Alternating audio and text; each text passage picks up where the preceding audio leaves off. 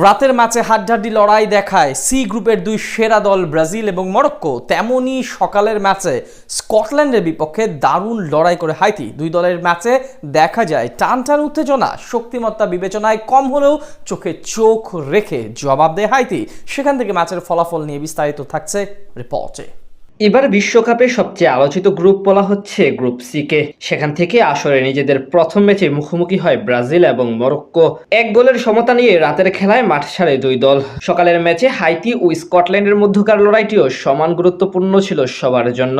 ম্যাচের শুরু থেকে আক্রমণাত্মক ফুটবল খেলতে থাকেন স্কটিশরা।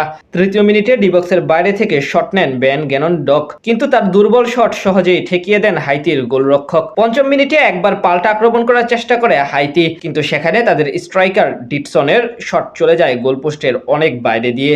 এরপর কয়েক মিনিট বল দখলের লড়াইয়ে এগিয়ে ছিল হাইতি। কয়েকবার আক্রমণ করার চেষ্টাও করে তারা, কিন্তু স্কটল্যান্ডের ডিফেন্ডারদের দৃঢ়তায় সফল হতে পারছিল না। 17তম মিনিটে একবার ভাগ্যের কাছে কপাল পুড়ে স্কটল্যান্ডের। ডিবক্সের কাছাকাছি জায়গা থেকে স্কটের দারুণ এক শট গোলবারে লেগে ফিরে আসে। তবে 28তম মিনিটে আর রক্ষা পায়নি হাইতি। স্কটিশদের সংঘবদ্ধ আক্রমণে প্রথমে বল প্রতিহত করলেও জনের দূরপাল্লার শটে আটকাতে পারেনি হাইতির গোলকিপার, ফলে এগিয়ে যায় স্কটিশরা।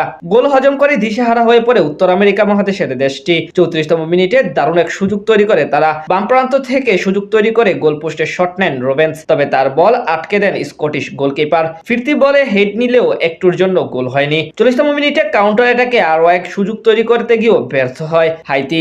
এরপর প্রথমার্ধে একদিক থেকে স্কটল্যান্ড চেষ্টা করে ব্যবধান বাড়াতে, অন্যদিকে হাইতি চেষ্টা করে সমতায় ফিরতে, কিন্তু দুই দলের কেউই সফল হতে পারেনি। শেষ অবধি 1-0 গোলে এগিয়ে থেকে বিরতিতে যায় স্কটল্যান্ড। দ্বিতীয়ার্ধের শুরু থেকেই চলে বল দখলের লড়াই। গোল করার চেয়ে বল নিজেদের মাঝে রাখার প্রবণতা দেখা যায় দুই দলের খেলোয়াড়দের মাঝে।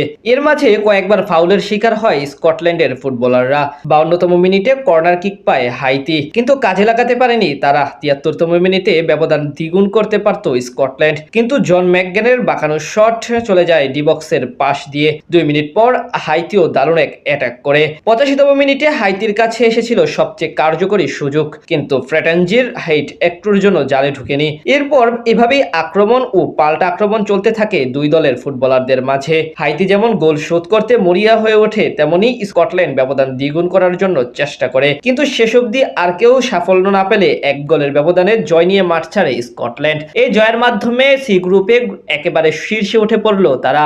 অন্যদিকে ড্র করায় 2 ও 3 নম্বরে থাকতে হচ্ছে ব্রাজিল ও মরক্কোকে।